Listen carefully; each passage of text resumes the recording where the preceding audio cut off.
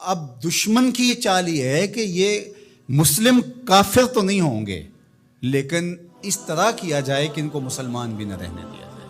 اب یہ جو کچھ ہوا ہے، ایک قانون پاس کر لیا گیا اور مردوں اور عورتوں نے اپنی جنس تبدیل کرنا شروع کر دی، اور لوگوں کو پتہ اس وقت چلا جب 29,000 لوگ جو ہے وہ اپنی جنس تبدیل کر چکے تھے، مردوں سے عورت اور عورتوں سے مرد۔ اور اس کے جو دور رس نتائج ہیں اور اس کے منفی اثرات ہیں، ایک عورت اگر اپنی جنس تبدیل کر لیتی ہے تو کل وراثت کے اندر وہ پورا حق لے گی، اس لیے کہ اس کے شناختی کارڈ کے اوپر جو ہے وہ مرد لکھا ہوا ہے۔ ایک مرد جو ہے وہ خاتون بن جاتا ہے تو وہ عورتوں کے واش روم میں گھس جائے اور پھر کوئی خرابی پیدا ہوتی ہے، اس کے بعد اس کو گرفتار ہی نہیں کیا جا سکتا، وہ کہ میں تو عورت ہوں، یہ تو ممکن ہی نہیں ہے۔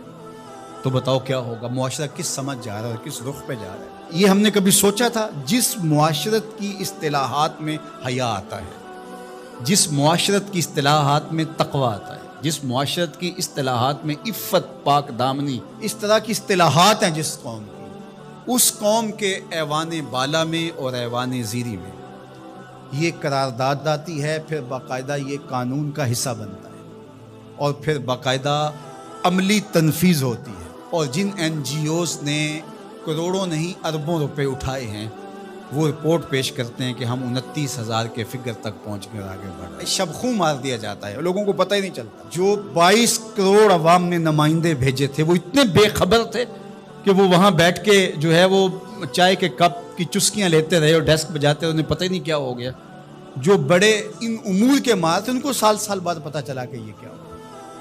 تو یہ معاشرت کو اس گندگی میں، اس غلاظت میں دھکیلنے کے لیے سب کچھ کیا گیا، اس کو قانونی تحفظ فراہم کر دیا گیا۔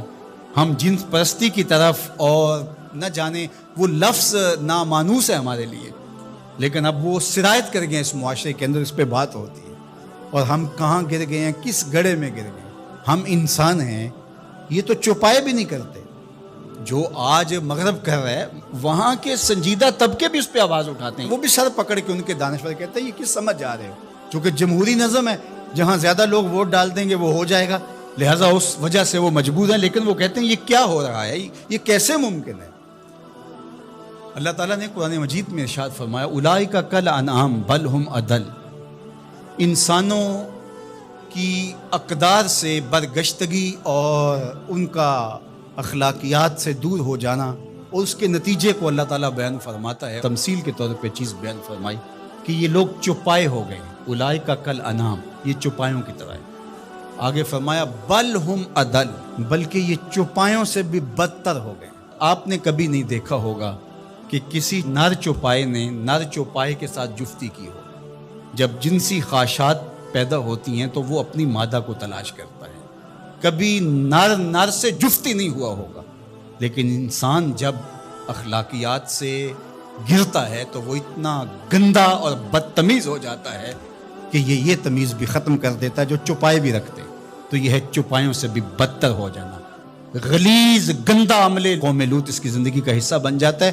اور بندے کے پلے بچتا کیا ہے، اس کے پاس رہتا کیا ہے جب وہ اتنا غلیظ ہو جائے؟ اس کی روح بھی زخمی ہو جاتی ہے، اس کا باطن اور ضمیر بھی داغ ہو جاتا ہے جب اس کی نظر میں غلاظت آتی ہے، اچھی جائے کہ وہ عملی طور پہ غلاظت کے اس درجے پہ پہنچ جائے۔